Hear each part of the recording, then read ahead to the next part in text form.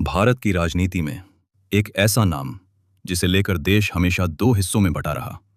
कुछ लोगों के लिए उम्मीद, तो कुछ लोगों के लिए असफलता की पहचान। आज हम बात करेंगे राहुल गांधी की। क्या वो सच में एक फेलियर लीडर हैं या फिर राजनीति ने उन्हें गलत तरीके से पेश किया है? राहुल गांधी भारत के सबसे बड़े राजनीतिक परिवार से आते हैं। उनके पिता राजीव गांधी देश के प्रधानमंत्री रहे। उनकी दादी इंदिरा गांधी भारत की सबसे ताकतवर नेताओं में गिनी जाती थीं।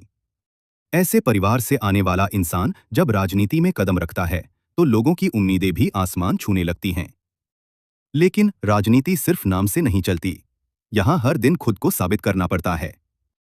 राहुल गांधी ने कांग्रेस पार्टी को संभालने की कोशिश की, लेकिन कई चुनावों में कांग्रेस को हार का सामना करना पड़ा। 2014 का चुनाव भारतीय राजनीति का सबसे बड़ा मोड़ बन गया। देश बदलाव चाहता था और उस समय नरेंद्र मोदी की लोकप्रियता तेजी से बढ़ रही थी। दूसरी तरफ राहुल गांधी को लोग गंभीर नेता के रूप में स्वीकार नहीं कर पा रहे थे।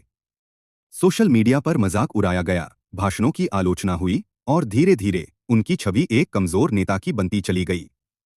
लोग कहने लगे कि राहुल गांधी राजनीति के लिए बने ही नहीं। लेकिन कहानी यहीं खत्म नहीं होती, क्योंकि हर हार के पीछे एक संघर्ष छिपा होता है।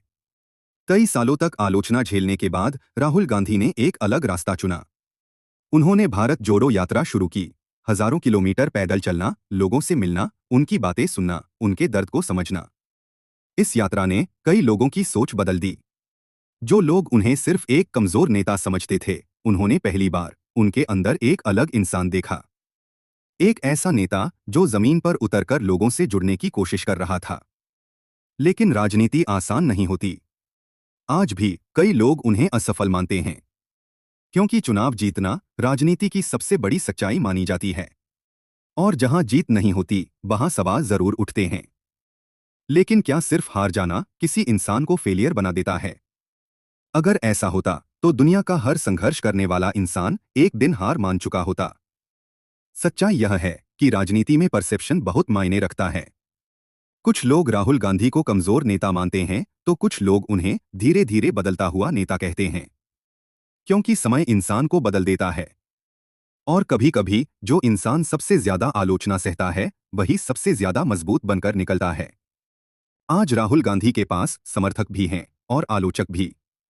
लेकिन एक बात तय है, उन्होंने हार के बाद भी राजनीति छोड़ने का रास्ता नहीं चुना। और यही चीज उन्हें बाकी लोगों से अलग बनाती है। किसी भी नेता का असली मूल्यांकन सिर्फ आज से नहीं, बल्कि आने वाले समय से होता है। क्योंकि इतिहास हमेशा आखिरी फैसला देता है। तो क्या राहुल गांधी सच में एक फेलियर लीडर हैं? या फिर वो सिर्फ एक ऐसे इंसान हैं जो लगातार खुद को साबित करने की कोशिश कर रहे हैं?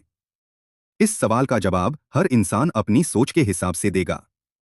लेकिन जिंदगी की सबसे बड़ी सीख यही है, हारने वाला इंसान फेलियर नहीं होता। फेलियर वो होता है जो कोशिश करना छोड़ देता है। और शायद यही राजनीति की सबसे बड़ी सच्चाई है।